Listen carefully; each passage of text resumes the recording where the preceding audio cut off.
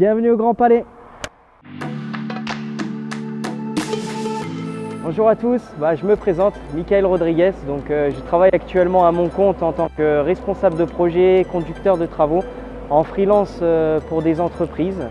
Et actuellement, je vais vous présenter donc la mission sur laquelle je travaille, qui est le Grand Palais, la rénovation du Grand Palais de Paris. Allez, suivez-moi. Donc là, on va arriver à la Grande Nef. Donc ici, c'est l'un des ouvrages d'art du Grand Palais qui, pour la petite anecdote, a été construit par l'entreprise Eiffel à l'époque. Donc voilà, toute la structure métallique a été faite par l'entreprise Eiffel. On voit toutes ces verrières, toute la structure métallique. Et donc tout ça représente donc la Grande Nef. Donc ici, les travaux qui sont réalisés ici, donc il y a eu un dessablage en fait au niveau des zones où il y a de la peinture, parce qu'en fait il faut savoir que toute la peinture qui était présente sur la structure métallique était de la peinture plombée. Donc le dessablage a permis d'éliminer justement, de déplomber en fait cette peinture pour pouvoir l'enlever. Parce qu'il faut savoir que toute cette structure là représente ce qu'on va dire le Grand Palais, et que collé à ça, donc on va avoir le Palais d'Antin. Donc ici on va dire que c'est la petite nef du Palais d'Antin. Donc ouvrage d'art partout, que ce soit sur la mosaïque qui est posée au sol, qui va être récupérée, donc d'où le fait des travaux aussi, parce qu'avec le temps elle s'est désagrégée, donc il va falloir la récupérer. Et toutes les statues, autres moulures qu'on peut voir aussi sur les murs, sur les poteaux. Après le SCT, j'ai repris mes fonctions au sein de l'entreprise, donc Chantier Moderne, filiale de Vinci, où j'ai pu pour la première fois exercer au titre réel de conducteur de travaux sur deux ouvrages, donc la ligne 12 et la ligne 15, donc mairie d'Aubervilliers et Institut Gustave Roussy. Et après ça, j'ai voulu faire un rêve que j'avais depuis plus jeune, donc créer ma propre entreprise, Terrace One, qui fait de la maîtrise d'œuvre et de la conduite de travaux.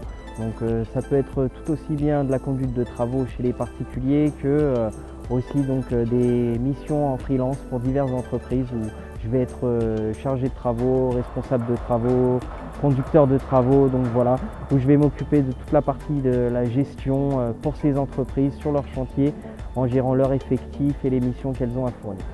Là on rentre sur mes zones de travaux.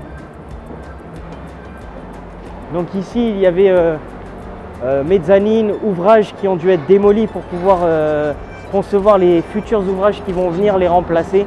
Donc dans cette zone qui est la zone Pazot ici. Donc ici dans un premier temps, on a donc démoli tous les ouvrages qui étaient présents dans la zone, démoli le dallage qui était aussi présent dans la zone, fait une grosse phase de terrassement pour pouvoir justement arriver à l'altimétrie nécessaire à la conception des différents ouvrages qui venaient remplacer l'existant.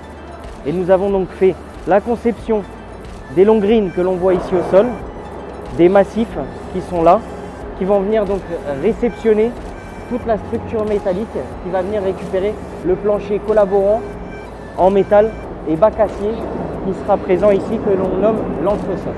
Un renforcement a été organisé ici pour justement pouvoir soutenir le plancher supérieur, car à la base il y avait deux poteaux existants, donc réalisés par l'entreprise Eiffel, qui venaient donc en fait maintenir le plancher existant supérieur. Et pour pouvoir pallier à la descente de charge de ce plancher, on a installé justement ces étais de renforcement de chaque côté afin de pouvoir tenir les différents éléments structurels que l'on voit au-dessus, qui sont des haches qui sont présents. Toute cette partie-là représente donc le ROA au niveau de la structure.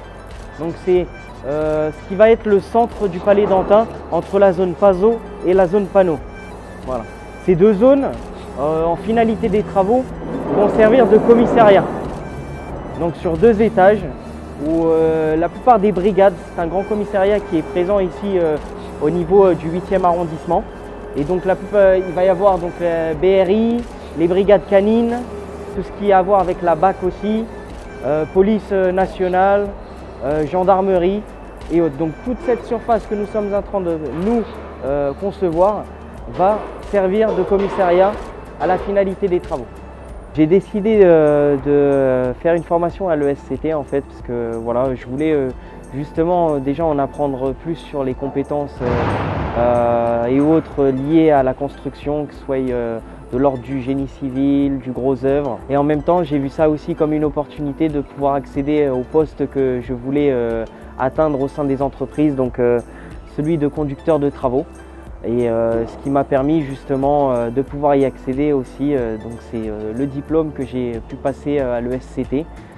Et par la même occasion, donc peaufiner mes compétences dans le domaine de la rénovation comme de la construction, et de pouvoir justement avoir un esprit plus large par rapport à ce que je connaissais déjà initialement de la construction.